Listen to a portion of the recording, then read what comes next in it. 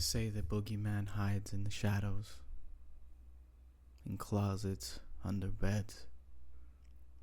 The truth is far worse. He doesn't wait for the night. He moves among us in the daylight, blending in, a phantom in plain sight. You first notice him one morning at the coffee shop, a man in a gray coat standing just a little too still in the corner, his eyes fixated on you. You think nothing of it, but after you leave, you see him again standing across the street, head slightly tilted, as if he were studying you. You shake it off. Cities are full of strangers, people walking down the street. You run into the same folks all the time. But then it happens again and again. The woman sitting 2 rows ahead on the bus. A teenager leaning against the lamppost. Different faces, but the same eyes, always watching. You rationalize that it's a coincidence, just paranoia, but the stares linger too long. Expressions too blank. Weeks pass and sightings become more frequent. Standing in line at the grocery store, the cashier just suddenly stops scanning the items and stares at you. A woman pushing a stroller down a park path pauses, slowly turning to follow as you walk by.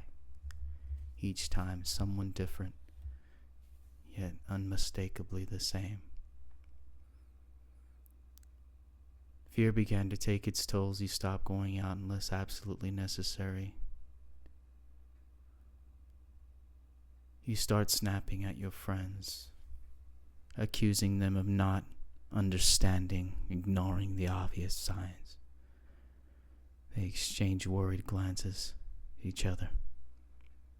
Maybe you should talk to someone. Maybe it is just stress, they say. The final straw comes one afternoon on the subway. Cars packed with people, yet it is though every single person staring right at you. Their eyes gleaming, blinking. They turn their heads in perfect unison to follow your every moment. You scramble to the nearest door, shoving through the crowd as the train screeches to a stop. You burst onto the platform. There he is, waiting. As an old man this time, hunched over with a cane, his eyes glinting like dark marbles. Corner of his mouth curled into a faint smile as he shuffles towards you. Then you run, darting up the stairs into the streets above. No matter how fast you move, no matter how far you run, he's always there. A child holding a balloon, a woman wearing a red scarf. Different faces, the eyes the same. Your friends stop answering your calls. Co-workers avoid you at work in the hallways. Even strangers on the street give you a wide berth as you mutter, glance over your shoulders, unraveling. How could you do anything else? How could you explain that the boogeyman was everywhere and that he wore the faces of strangers and haunted your every waking moment? One night it happened. Your home, curtains drawn, every light in the house ablaze. You haven't slept in days, afraid of what you might see if you close your eyes. The air feels thick, suffocating. The knocking starts softly at first. You freeze, your breath hitching in your throat as it grows louder, more insistent. It echoes through your house like thunder, and then it stops. You sit in silence, clutching a kitchen knife in your hands, trembling, waiting for the next sound, but it's not the door that gives way.